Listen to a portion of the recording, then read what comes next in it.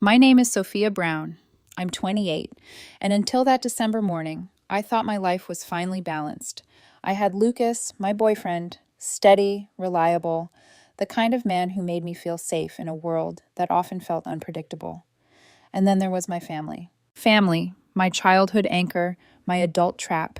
They had a way of making love feel conditional, subtle, quiet, almost invisible, until it exploded one Christmas. After our family Christmas dinner, I noticed it first in the soft glow of the dining room, amid laughter and clinking cutlery. My phone buzzed. A lot. Too much. I picked it up, heart thudding. 53 missed calls. My cousins screaming in group texts, my mom begging, and then, impossibly, my dad, pleading me to stop. I looked down at my fork, frozen midair, and whispered, "You've got to be kidding me." It wasn't a joke. My credit card had been charged $13,742 that morning. Every gift, every toy, every department store, every online shop, the full Christmas haul, my family had done this. "Who did this?" I asked quietly, voice cutting through the holiday noise. My dad looked up, glass of wine in hand, like I'd asked if the turkey was dry. "We voted," he said casually. "You don't have kids, so you should pay for the ones who do." I blinked. My heart thudded harder than any trauma code I'd ever run. It made sense. To them. Logic, they said. I was child-free, the rest of them had children. I was apparently a public utility now. My sister avoided my gaze, sipping her wine as her twins tore into Lego boxes I had just paid for. My mom stared at her plate. My cousin Jeff shrugged, sheepishly, as if he knew it was wrong, but couldn't summon the courage to defend me. "You used my card without asking. You just decided I'd pay for everything because I'm single?" I asked, voice trembling but sharp. "Helping," Mom muttered. "Helping?" I nearly laughed. "Helping is offering. This was backroom plotting." "Don't get so bent out of shape," Dad said with a shrug. "It's just money. You've got plenty." Plenty. As if money could buy love. As if it could replace respect. My heart pounded in my chest like it wanted to escape. I scanned the table, 12 people, half of whom hadn't spoken to me all year unless they needed a favor, a loan, a babysitter. And now they quietly agreed that I should fund their holiday like it was some civic duty. "You're unbelievable," I said, standing. "Sit down," my cousin snapped. "Don't ruin the mood. The kids are having a good time." I reached into my pocket for my phone. "Don't worry," I said quietly. "I'm not going to ruin the mood. I'm going to end the show." My dad laughed, thinking I was bluffing, that I was too spineless to do what should have been done years ago. But I wasn't bluffing. The chaos didn't hit overnight. It had built, slowly, quietly, like a leak under the floorboards. Years of being the responsible one, the one who always had it together. After college, I found a steady job in tech. Nothing flashy, just stability. My sister got pregnant at 23, moved back home. Cousins dropped out of grad school, drifted. My parents said it was a rough patch for everyone, but me? I was doing well, their words whispered. I was lucky. I should share that luck. So I shared. First, a little. School supplies, gas money, small birthday gifts, then constant. I paid for my brother's rent after he lost his job, covered my cousin's small business costs, footed bills for health emergencies. I didn't complain. Not at first. I told myself, this is what families do. But families don't hand you the knife and thank you for the bleeding. They bled me dry, and I let them. The worst part? They acted like they were doing me a favor, like I was the one who got to feel special for helping, like my name on a group card or my bank account being drained made me worthy. And then came the breaking point. Christmas morning, all gifts charged to me. The vote to make me pay. The laughter, the casual shrug, the assumption that being child-free meant I existed solely to ease their burden, that my peace, my time, my finances were optional. And in that moment, amid wrapping paper and the smell of turkey, something inside me shifted. Not just anger, clarity. They wanted democracy? Fine, let's talk about democracy. I opened my laptop, I typed, "Effective immediately. I am stepping away from all financial support related to the extended family, including gifts, school tuition, emergencies, or other expenses. If my cards were used without consent, expect chargebacks and legal contact. You voted. I am voting back. Merry Christmas, the childless one." Then I hit send. I didn't sleep that night, not from guilt, but from awareness. Years of unappreciated sacrifice, of being reduced to a wallet, had led to this. And for the first time in years, I felt anticipation. Anticipation for the storm I knew would come. By sunrise, the calm I felt the night before was replaced with a jittering, electric tension. My phone had gone silent, but I knew it wouldn't last. It was only a matter of hours before the fallout hit, like a wave, inevitable and merciless. 3 hours later, my phone exploded. 53 missed calls, dozens of texts, voicemails from sobbing relatives. My mom, her voice cracked, left a message that began with, "I'm heartbroken," and ended with, "This is beyond disappointing." My dad called 12 times, each voicemail more desperate than the last. I didn't flinch, not a single time, because in that moment I understood the truth. They weren't missing me. They were missing what I provided. The next day, Lucas watched quietly as I sifted through the chaos, phone in hand, coffee in the other. He didn't interrupt, didn't say a word, just let me navigate my storm. And that silence, that steady presence, reminded me why I loved him. He wasn't entangled in my family's mess. He never had been. I traced the root of this pattern back through the years. First, the small things: school supplies, gas money, group birthday gift. Then bigger. I had paid for my brother's car repair, my cousin's business inventory, and even an uncle's hospital bill. I didn't complain because I told myself this is what families do. But the truth? Families don't hand you the knife and thank you for bleeding. They bled me dry, not just of money, but of time, energy, and emotional bandwidth. They assumed my patience and my resources were endless. They were the takers, dressed in love's disguise, and now they had pushed too far. By noon, the nuclear fallout began. My cousin Jason was the first to try reconciliation. "I screwed up. Can we talk?" His text was hesitant, almost nervous. I didn't reply. Later, he appeared at my doorstep, cleaned up, hair combed, blazer on. The same cousin who had spent years drifting through life, hoodies and sarcasm his uniform, now attempting the role of the responsible adult. "I enrolled in marketing courses. I'm trying to get my life together," he said, eyes flickering for validation. "I'm not here for money," I said quietly. "I know," he admitted. "I hated you for having your life together. I was jealous." I stayed silent. I wanted to believe him, even for a second, but the years of manipulation, of entitlement, had left a scar deeper than words could touch. And as soon as he left, my phone pinged. He had tried to reset my online banking access. Nothing had changed. He wasn't here to apologize. He was testing me, seeing if I still believed in their tears. And then came my family, the full force of their disappointment, entitlement, and desperation. Mom, Dad, and my sister Rachel appeared on my porch, their expressions sharp, almost predatory. "Can we talk?" Mom asked, voice trembling. "Say what you came to say," I replied, calm, unflinching. "We didn't mean for it to happen like this," Mom said, rushing. "We just thought—" "That I'd smile and pay again?" I cut her off, voice rising. "That I'd let you rob me blind with eggnog?" Dad stepped forward, the mediator, his voice low and dark. "Enough. Undo the chargebacks. Now." I looked at him. Nothing. Rachel rolled her eyes. "You make 6 figures. You'll survive." "And that," I said, stepping closer, "is why this ends now. You've treated me like a wallet, not a family member." My mom's eyes filled with tears. "We just wanted the kids to have a good Christmas." "So steal from me," I said, voice steady. The silence that followed was heavy, tense. I felt something inside me crack open, an empowerment I hadn't known I could feel. I wasn't just standing up. I was finally seeing them for what they were. They had never respected me. They had never loved me, for me, only for what I could give. By the end of the confrontation, I said the one sentence that silenced them all. "I'm done with all of you. I've blocked your numbers, and I'm moving out of state alone this weekend." Silence, glorious, radiant silence. The next 48 hours were peaceful. No guilt-laden messages, no subtle manipulations, no passive-aggressive calls. I sat on my apartment floor, coffee in hand, realizing I wasn't anyone's financial safety net anymore. The quiet wasn't loneliness. It was freedom. But the family didn't stay silent for long. They returned, crawling back in the only language they understood: manipulation. "Can we talk like adults? Your mom's sick from stress. You happy now?" Texts came from every corner, and yet I knew the truth. They didn't miss me.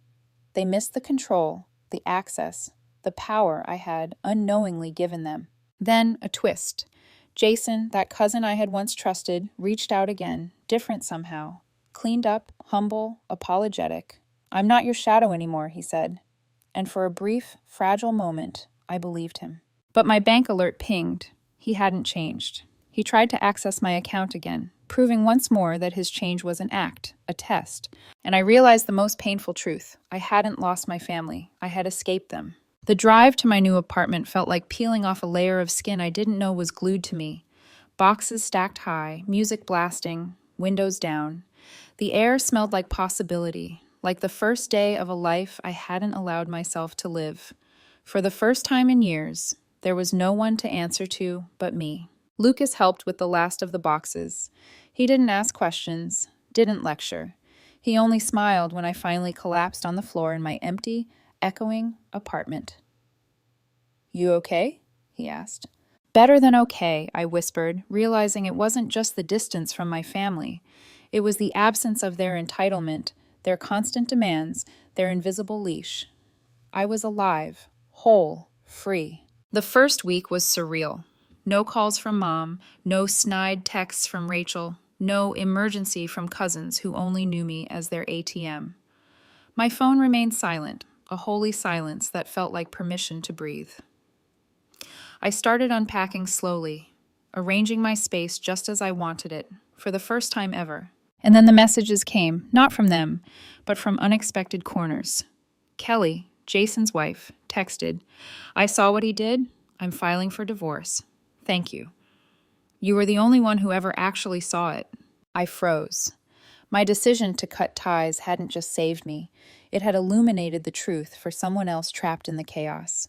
Kelly had known, silently, and now, because of me, she could finally step out of it too. Life slowly settled into a rhythm I didn't remember having. No one was calling to ask for money. No one was texting about bills or emergencies. I set up my new job, met my neighbors, and finally bought furniture I actually liked instead of what someone else approved. Lucas became my anchor in all of this. He was steady, unwavering, a reminder that not all people were entwined in toxicity. Nights with him were peaceful, mornings were quiet, filled with coffee and laughter that didn't feel forced. I realized I could love again without fear of exploitation or guilt. Of course, the fallout continued. My family tried to reinsert themselves, manipulating through mutual friends and veiled messages. "We're family. Enough is enough," one text read. I laughed. Enough is enough.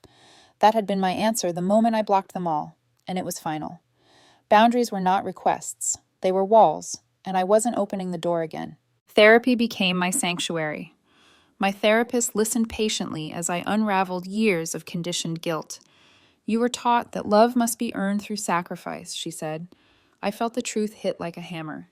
Every dollar spent, every favor granted, every silent compromise, they were never about love. They were about control. I started reclaiming pieces of myself I had abandoned: photography, cooking, journaling.